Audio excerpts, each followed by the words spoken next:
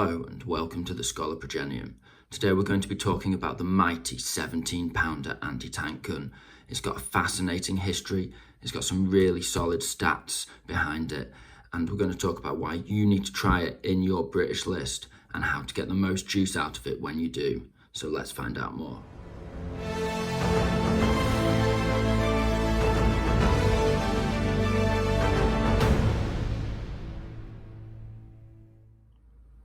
First things first, let's look at the history of this weapon system. Now, the 17-pounder was originally planned as an actual tank gun to be mounted on vehicles. And in April 1941, it was decided to start designing it because the 6-pounder was just quickly becoming unable to compete in North Africa against increasingly heavy German armour. Now, they settled on a 3-inch gun firing a 17-pound shell. And they wanted the gun length to be around 14 feet long. And I think it was 14.9 feet in the end from memory. Now, prototypes were created in 1942. And in April 1942, they had 670 guns completed. And they're actually sent out in May to North Africa because there was such a great need for these weapons on that front. Now, these guns, they were meant to go into tanks. That was the long-term plan for them. But they were obviously also designed to be fixed position artillery pieces, anti-tank weapons. And so they had designed a carriage for it as well, but they hadn't produced nearly enough of them at this point. And this led to a variant of the 17-pounder called the Pheasant. And there was roughly 150 of these at the start, and they made more of them but quickly replaced them with the correct carriage. By essentially October 1942, over 27,000 rounds of ammunition had been shipped to the Middle East and was being used with around 700 guns. And so they were just churning through this ammunition, 27,000 rounds in one shipment, and there was more shipments coming in all the time. So really heavily used on the battlefield because of this dire need for them. And they were very effective all the way through to the end of the war. They were capable of smashing through even the heaviest of German armour.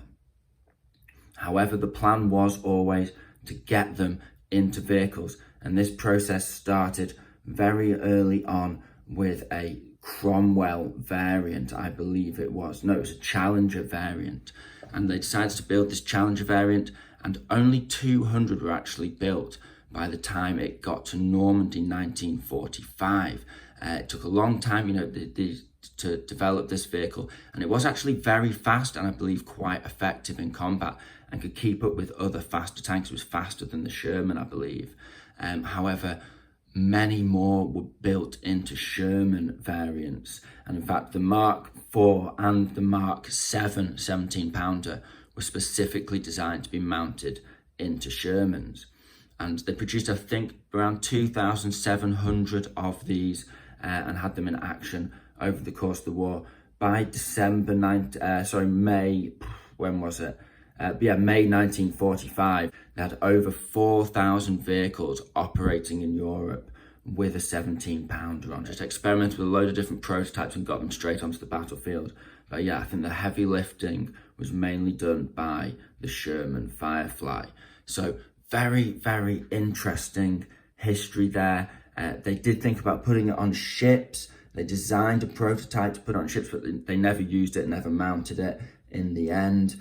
Not sure why, but I guess it just wasn't suitable. So overall, it had a 10-kilometer range, but was aimed to be used at around a mile, just under a mile, 0.9 miles, I think, was the preferred range, the actual optimum range for hitting and penetrating German armour effectively. So yeah, overall, really fascinating history. Now let's get into the use of this gun in our games of bolt action.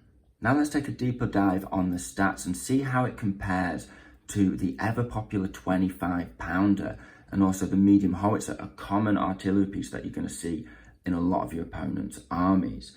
Now, The 17 pounder is a super heavy anti-tank gun, so it's very pricey at 140 points for a regular or 168 points as veteran, and it does come with a gun shield, which means that if you go veteran against small arms fire, you are almost invulnerable, with it taking a 6 up to wound you.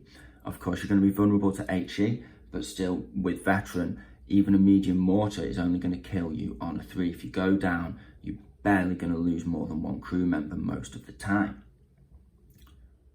That being said, it isn't always viable to take the veteran option, because you are going to want to take a tow with this more often than not, so you're not gambling on placement depending on the mission type that you're playing.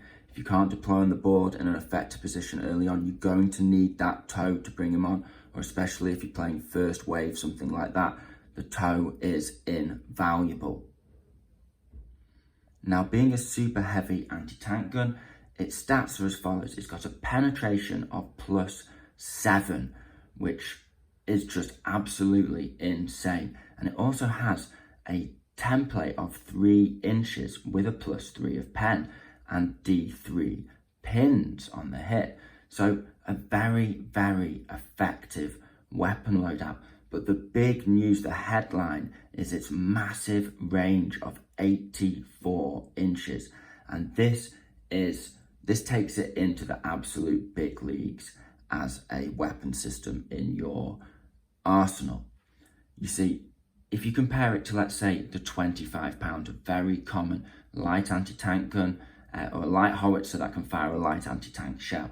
Now, both of those weapons have a weapon profile of a 48-inch range. That means its total range is only 6 inches more than this weapon's half range. And when you think about it like that, if you're used to using a 25 pounder, this gun feels like you are always in half range, because you are always in half range. You're going to just pick units. You've got target saturation.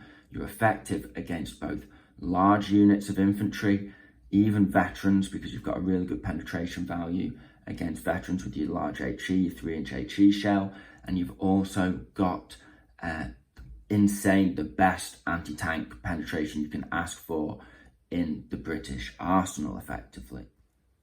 Not only is the range of this weapon absolutely phenomenal in comparison to the 25 pounder, but also there are leagues of difference between the 3-inch and the 2-inch HE template. Just because of maths, area of a circle, pi r squared, the extra inch will basically allow you to cover an entire unit most of the time. And then even if you get unlucky with a couple of ones, you're going to kill a lot more of that unit. Now, it is only D3 pins, just the same as the 2-inch template. And you might get unlucky, you might only roll 1 pin. You might get lucky and roll 3 pins, but your opponent, if you're shooting at a veteran unit, could well still pass that check. So it's not so reliable at driving an entire unit off, but it's very actually reliable if you're not shooting at units which can go down, which is a really big rule with this thing. Don't shoot at someone who can go down to maximize your chance of hitting. Then you can wipe units down to just 2 guys, or if you're very lucky, wipe an entire unit out. And 2 guys, even if they've only got a couple of pins on them, are very combat and effective now. You can pick them up with a little bit of strafing dagger from some throwaway fire from another unit at some point later in the game. So very, very effective at dealing with infantry units. And that is not even talking about its main purpose. That pen 7 is ridiculous. The awesome power of a +7 pen anti-tank weapon is, let me tell you, quite addictive, because it's got such a massive range.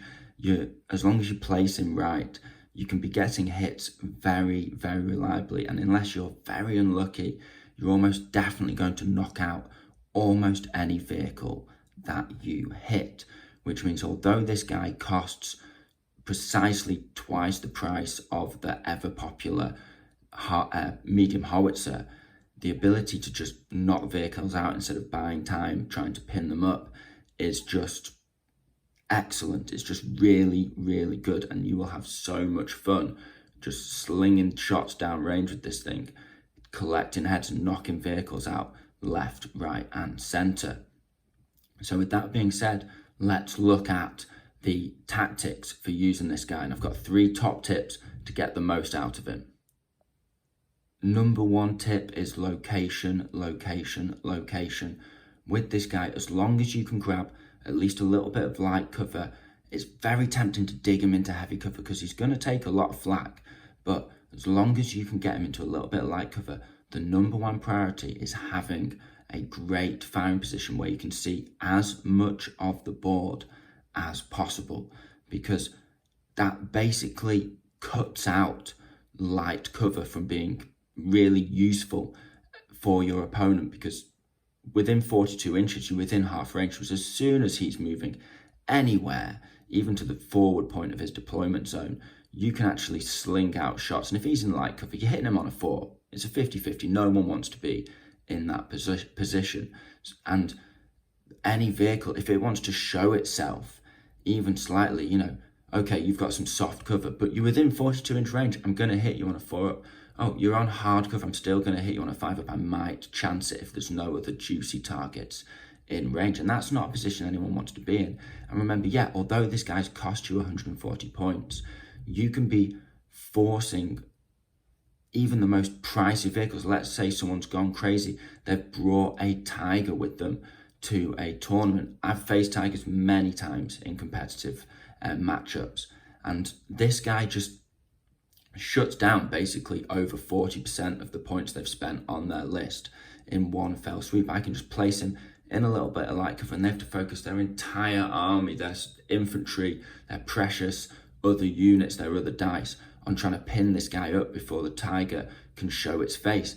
And if they don't even want a chance of being hit on a 5 up. So if they're sneaking around behind the backs of a bit of line of sight blocking cover, I can use that to my advantage as well. So it's absolutely brutal having one of these well positioned on the battlefield. It shuts down the opponent. You can place it, it comes into where you're thinking about placing objectives.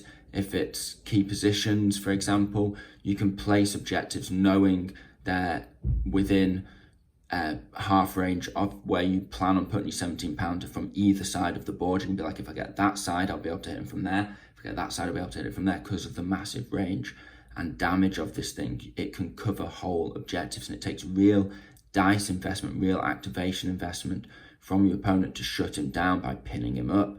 With that 5 crew, with that gun shield, it's not so easy to lock down. And with a tow, you can, reposition midway through the game. Let's say they crank a couple of shots onto him with a mortar, they're getting close, next chance is a 4 up. You might think, right, I'll pack into the tow this turn, I'll unpack next turn. Yeah, I'll lose a couple of turns shooting. If the game goes on to turn 7, you could easily pick up another couple of units. My next tip for this guy is you almost always want to shoot for the easiest target. If you've got the choice of a 4 up or a 5 up, go for the 4 up, even if it's not your target priority. Unless you're really late in the game, you absolutely have to knock a unit off an objective or knock a unit out of your deployment zone or something like that. Then go for the target you are more likely to hit, because ultimately this guy is about taking scalps. He's about knocking units out of the game or forcing them down and making them ineffective for the rest of the game. So with that in mind, always go for that hit that you think you'll get, because if you can get 2 or 3 kills with this guy over the course of the game, with the rest of your army doing its thing, and with each of those blows being a very heavy blow, it's not a minor punch or a little poke, it can basically win the game for you just organically, so to speak. My third and final tip is you might want to consider keeping your officer with your field gun, and there's a really good reason for this. Your opponent's most effective way of shutting this unit down is by pinning it up. And if it looks like they're about to start doing that, spraying 2 or 3 bursts of fire at him to stack up some pins, you can use your officer after they've put that first burst in to counter fire. At that point, they've fired a unit at you that is most certainly going to be within half range of you, and it no longer will be able to go down because it's activated. This presents you with a unit to shoot at with no threat of it going down, even if it's the first thing that starts happening in the turn. As soon as they start trying to shut this guy down, you just counter fire and end that conversation right there. Another element to this is having an officer nearby means you can grit your teeth when it comes to mortar fire. If a mortar hits you, on average it's going to get a couple of pins, and with your officer you're more likely to pass the order check when you want to fire back. I can think of more than one occasion in my own games where I've taken a mortar shell on the chin thanks to my officer, and then they've got unlucky and only got one pin on the 17 pounder, and I've passed that order check and just got straight back on in the game with 3 crew remaining. And likewise, if they've hit you, you can reliably pass that order check to pack up, get in the quad tractor, and then you're safe and they have to reset the clock on their mortar. One final bonus tip, and this is just a little modelling thing that I did myself, is on the British infantry sprue there is of course a head that has a little cigarette between its lips, and I think this guy fits just perfectly as the main gunner on your 17 pounder or any artillery piece. So that's it for this unit. I've got a lot of love for the 17 pounder. I can't encourage you enough to try one out for yourself. So this has been the Schola Progenium. I hope you found this interesting and entertaining. Thank you very much for your time. Goodbye.